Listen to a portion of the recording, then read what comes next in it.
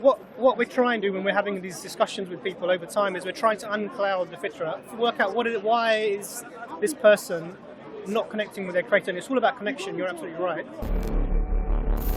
The thing you mentioned earlier, consciousness, where does it come from? I can't just accept that it's just accidental. It must be from somewhere. So the journey has to have an end, a goal. There has to be an end game. Would you be satisfied with the answer? I don't know. Because I can look at it from my perspective. The searching, the wondering, the fascination is very stimulating for me. Then I would suggest, humbly, that embark on this journey and accelerate on this journey with the intention to reach the goal.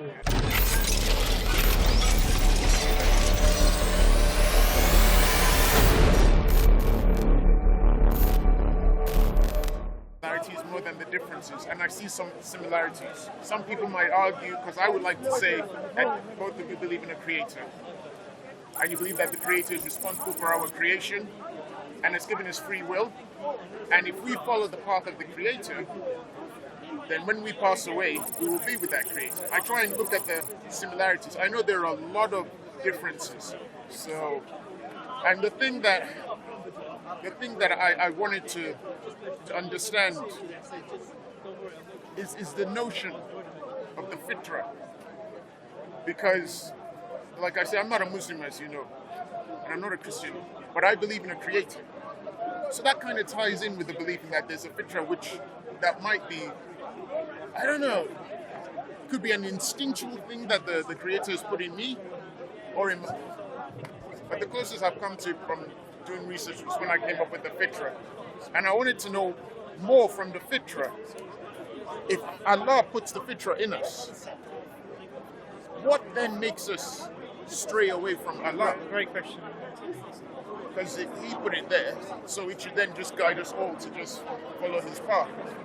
So I don't know, is it the free will that suppresses the fitrah? Is the free will working against the fitrah, or is free will part of the fitrah? And I thought, just check and ask. So when you said you're not a Christian and you're not a Muslim either? No. Okay. So in terms of so what about yourself? What's your name, sorry? William. William. What's your name?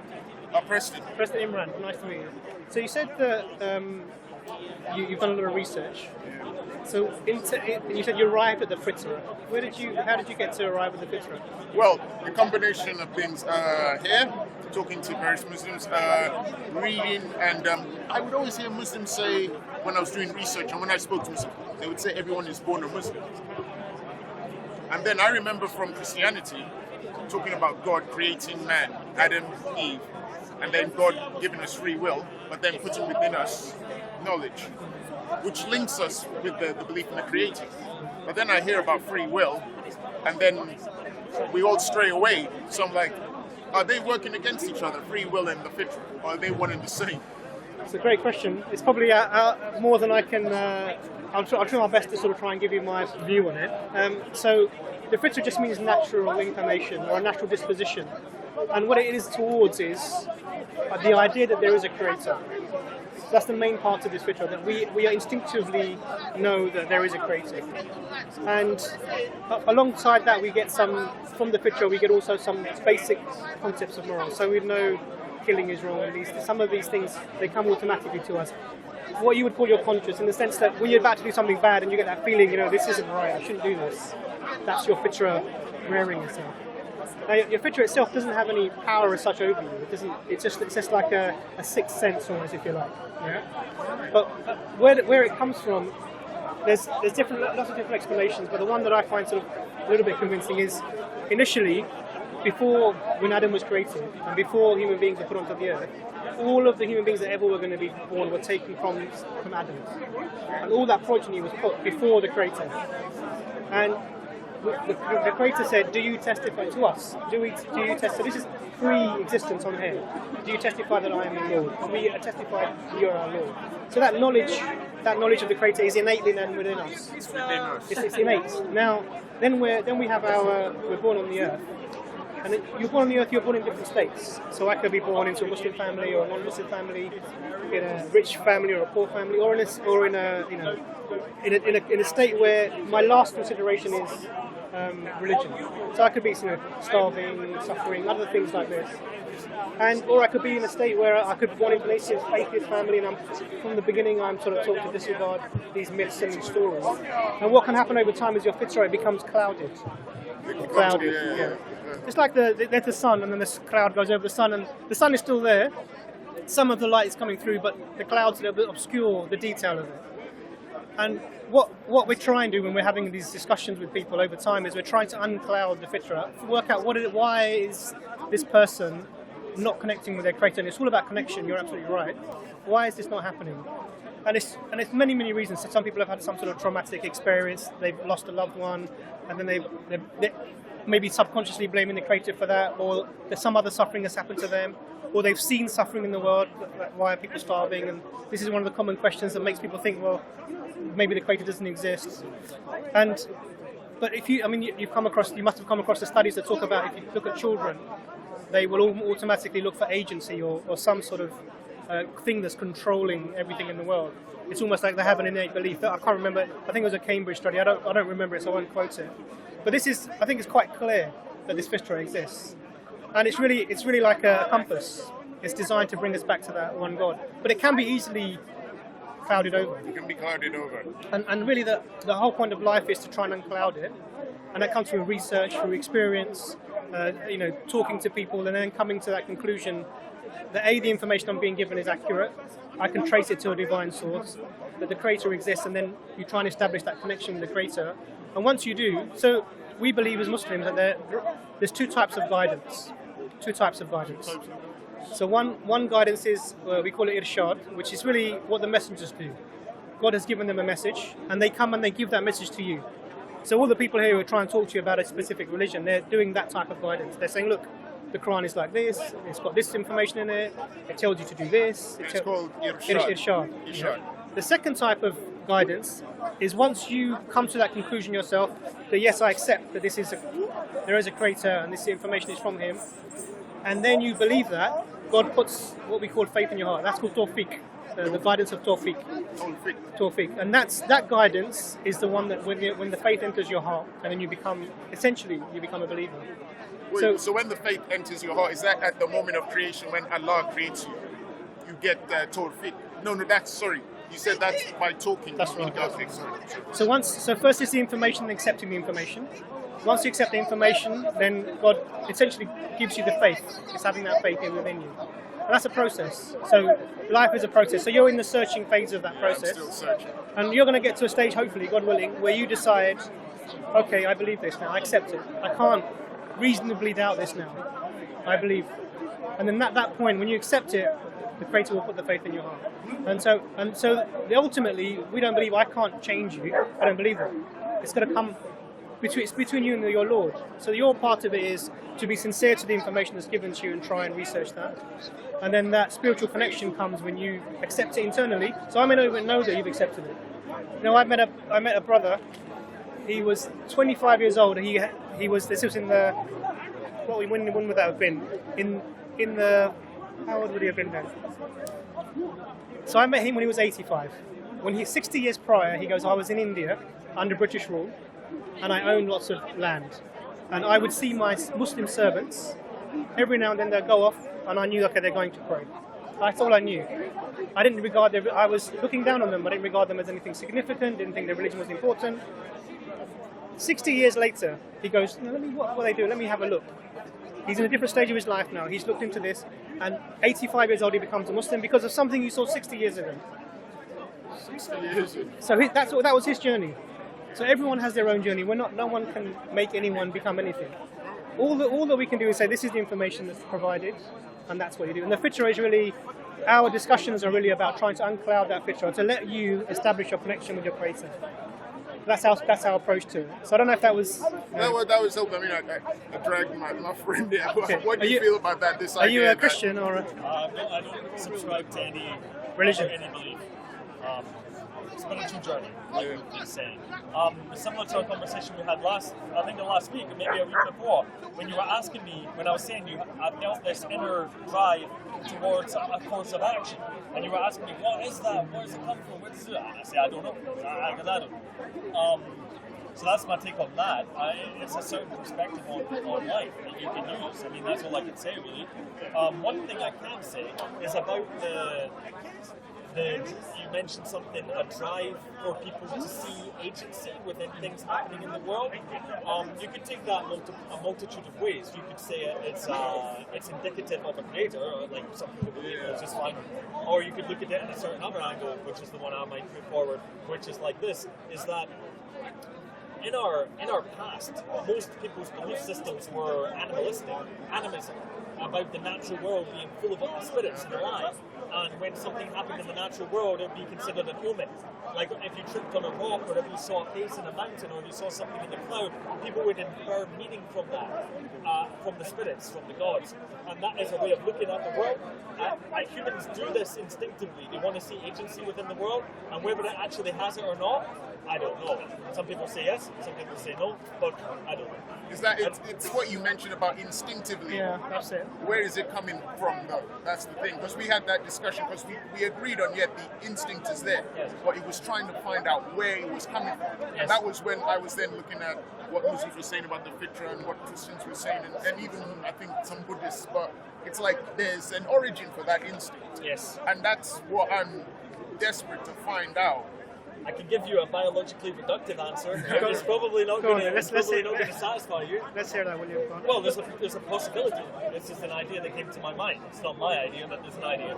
It's that the instinctive drive to see agency within the world it can help your survival, right? Especially as when people do actions, we infer motivation, right? When somebody looks at you a certain way, or somebody greets you in a certain way, we try to infer what's going on.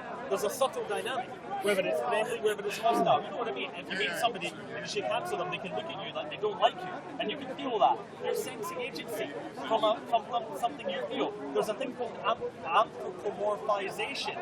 Well done. Don't want to do that again. It's where you look in a rock face and you see a face. This is the human brain looking for patterns. We look for patterns in the world, and you say, why? Because patterns allow us to infer cause. And if you can infer cause, you can plan the future. You can say, well, I've seen that animal before. It's got red and black stripes. That means it's poisonous. I want to stay away from it.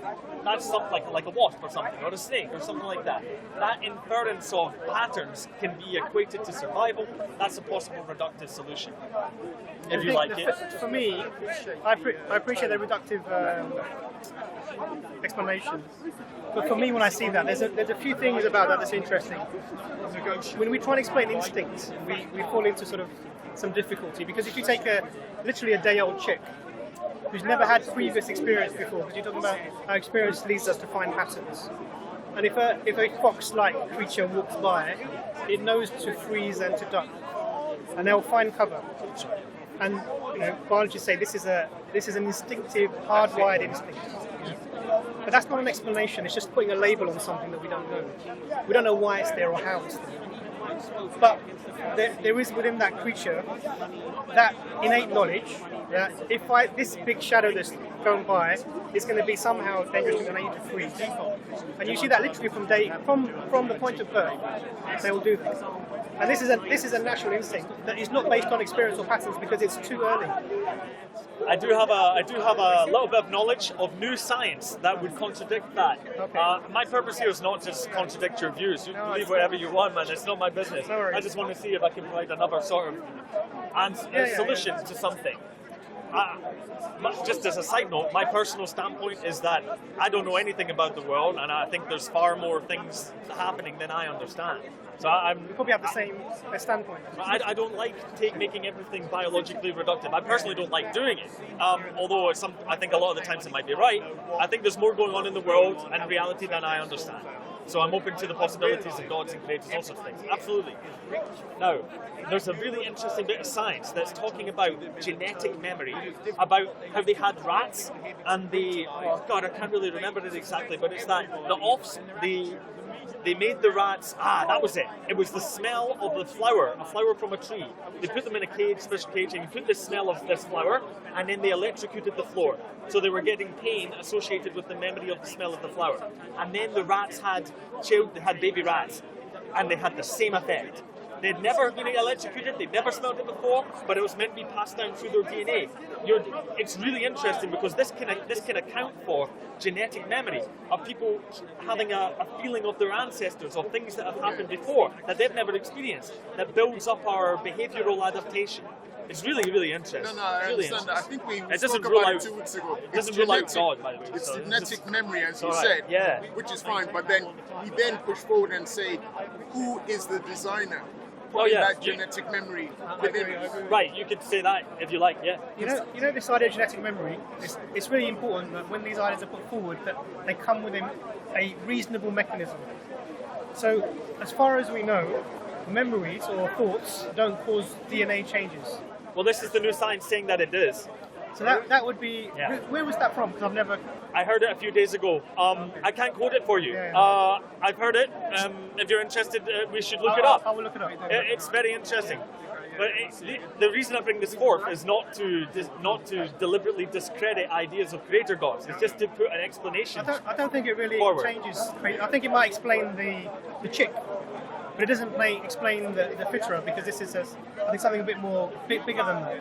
Because what we see, I mean, you talked about animism and these things in previous communities, but what all this points to is that from as far back as we can go, even if you go back to culture, Neanderthal culture, which we're aware of now that existed, you see some sort of spiritual aspect to their culture that we think is spiritual anyway. Yeah, right. But what that would tell you is that from the beginning, man has been God-seeking. That's all for me. That's all it would say. It doesn't account for why the God-seeking is there, and I would say that the Fitrah is a good explanation for that. But this is all layered. So we're just taking the term from the Quran or from the Hadith, and we're giving that an explanation to that. This is based on the previous discussion about establishing whether the Creator exists and the verifiability of the Prophet Muhammad. Was he sincere? Was he truthful about what he was saying? Oh, right, yeah. And all of these things. And when you compile these things together, for me as a Muslim anyway, because until I was about 18 or 19, I was a Muslim because my mum and dad were Muslims. Yeah, right. But then I started to do my own reading and searching and finding, and then I established for myself, I accept this. And then I wasn't a Muslim because my parents were Muslim. You see similar journeys in people from other religions. So Hamza, who's normally here, he came from an atheist background and established for himself that, yes, I accept this and I believe this. So our journeys are all different. But really, it's all based upon a layer of things that make you arrive at a point. So that's interesting. So free will wouldn't work against the Fitrah? Not at all. Oh, that's interesting. In fact, if you think of any system where you're going to be morally judging a creature, right and wrong, you have to give them some ability to make a choice.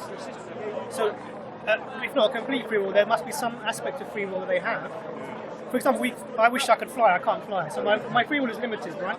But there are some things I can do. I can choose to drink this alcohol or not choose to drink it. Whatever I might be doing. So free will is necessary for there to be a judgment. That's right. I've came to the same conclusion myself. So in our religion, the Prophet is saying that the pen is lifted from 3 people. And what that means is that their deeds are not written down. The sleeper until he awakens, because you don't know what you're doing when you're sleeping. The child until it reaches the age of understanding. So children are not held accountable for their actions. And the one who is not able to reason, so the insane. So imagine you get someone who's schizophrenic, who's hallucinating. For me, he may be in a better spiritual position than I am, because he's not in an ability to make decisions that he can be judged upon. And I may have made loads of mistakes. Do you understand? So we have to have moral culpability. Only way we can have that is if we're free to make our choices. So the Fitrah is there. We have our free will, and then we have to interact in whichever circumstances that we're in. So depending on your circumstances, if you come from a background where someone is teaching you and telling you this information, you get to a stage where actually there's no other option for you to either accept the truth, that you accept this and follow it, or to reject it, and you're judged according to that. If you're someone who's never heard of anything, and all you know is whatever's in the Fitrah, as long as you come to a reasonable conclusion that this tree is not God, the sun isn't God, you'll be judged according to your level of knowledge. So in the Quran there's a statement that says, we do not punish your people until we send them a message. Do not punish the people till you send them a message. So if the message hasn't come to you, you can't be held accountable for not following it. Really? Yeah. So we don't believe that there was only a line of Jewish prophets or the prophet or Arab prophets. We believe that every single nation throughout time has been sent messages. The Prophet told us 124,000 prophets. And they came to all the different people. They came to Africa, they came to China, they came to the Scotland as well? Even from Scotland, eh? Yeah. So everyone received the message. So this is why, when you go back and look at societies in history, they usually have an ultimate creator, and then have sort of demigods or sub. But there is this belief in an ultimate being, and that sort of it goes throughout all of the cultures that you come across. So you can see the hints of these messages from the past. We're just aware of a few of them, the last and the few that came before. So about 25 of them are mentioned, but there were thousands and thousands because we're all human beings. We're all, we believe, equal in God's eyes, and we all deserve to be given a message. It shouldn't come by one specific race or people. It shouldn't be that way. It should be given to everyone. So you said that. Do you believe in a creator, William?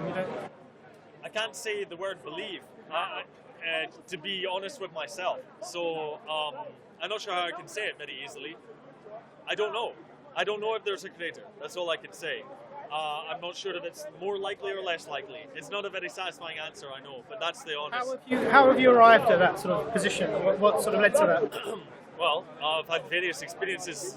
You could call them spiritual experiences.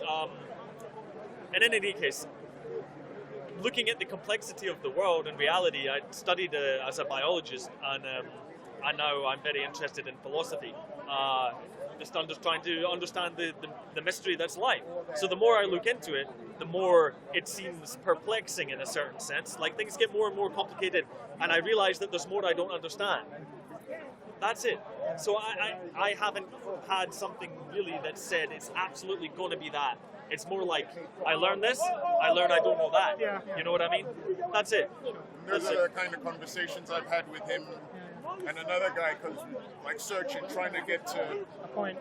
to the point of the origin. So for me, I completely understand. I have a similar sort of background as well. And the point with looking at something like biology is we have to start with a point where life starts. We can't start from any other place, and then we can go through So it doesn't really answer the question of the bigger picture of the universe and everything else like that. So if you're looking for me, if you want to go back to get a reasonable answer of why we are here and why is there something rather than nothing, then really you have to go to sort of looking at the cosmological picture, because really we have to explain the universe. What is it? Why is it? How is it? So science does the how and the what, but really the question that religion comes with is the why is it. And even the how is limited, because we can only go by whatever is available within the universe, either as powers of observation or systems of thought that allow us to do that. As soon as you go beyond that, we're lost. There's no real question. So the point to really explain is, why is the universe? How can we explain the universe being here? No, I don't think science has that answer. No, I'm not from that position at all. It's difficult. So it's metaphysical. Absolutely. So your interest in philosophy really probably helps. Oh yeah, well that's it. It's the next level of analysis. Yeah. Like first you start with the wonder of the natural world, and then you progress to the wonder of my perception of the natural world, and what's the origin of my perception? How can I perceive? And what's consciousness? Why do I have opinions and wants and feelings? Why can I separate myself from that and look at it externally? At least I've been able to, which is very fortunate, I think. It's really interesting. So, in philosophy, one of the really important things is about how you attribute value to things. So when I look at you, I look in your eyes, I can see this is a human being, caring, intelligent, purposeful, and that's just by that glance. For me, the idea that this is somehow an accident that's accumulated over the millions of years, it doesn't, with my Fitrah maybe, it doesn't fit. I don't get that picture. When I look at my daughter's eyes, or I can see a puppy and I see how I attribute value to that creature, that being, my daughter, to you. And I can't, in a world where nothing really has any value, ultimately, because there's no transcendent being that gives it that value, we're left with sort of self-deluding ourselves by making values up. Like, yeah, I feel connected to you, so I'm going to give you value, but that's just for me. Someone else might think, well, you're from this background, you're from this colour, I'm not going to regard you as being equal to me. So these are arbitrary. So what the Creator does is, he gives us a way of anchoring our value outside of human sort of consciousness. And that's important because in history, if you go back to Germany, outside of human consciousness. Yeah, absolutely. So my values, my morals, they transcend human society, I believe, because they come from the Creator.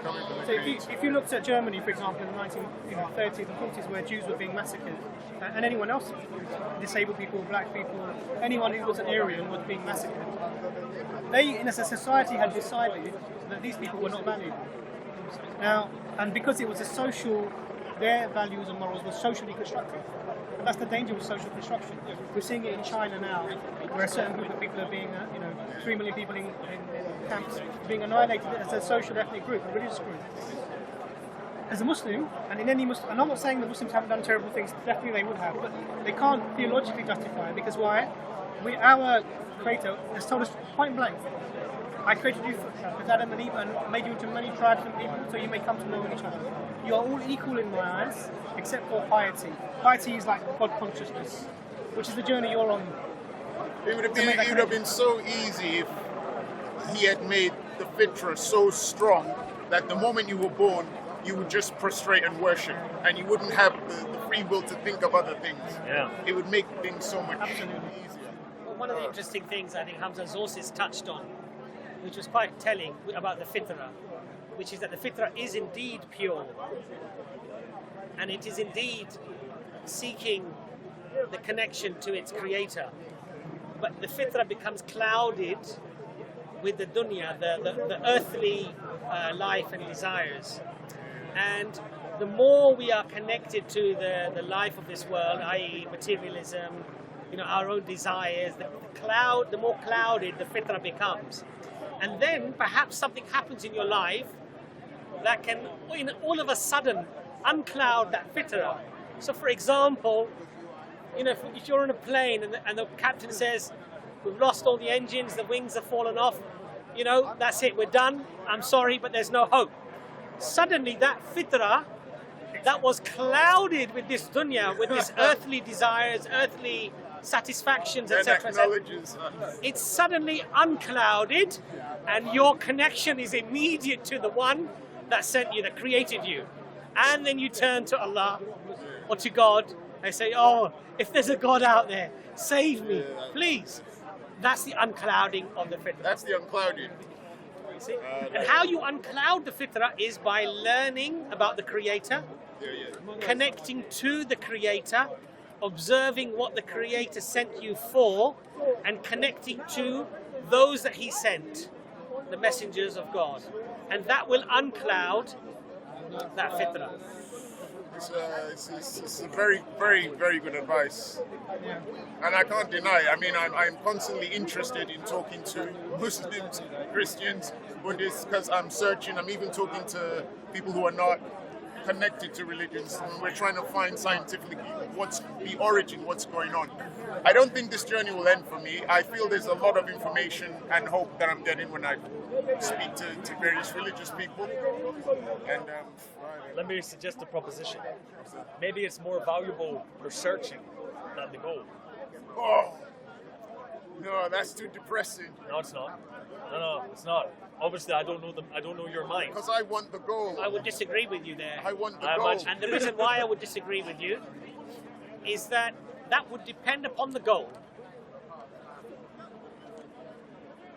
If searching is just for the sake of searching, with no ultimate goal, i.e.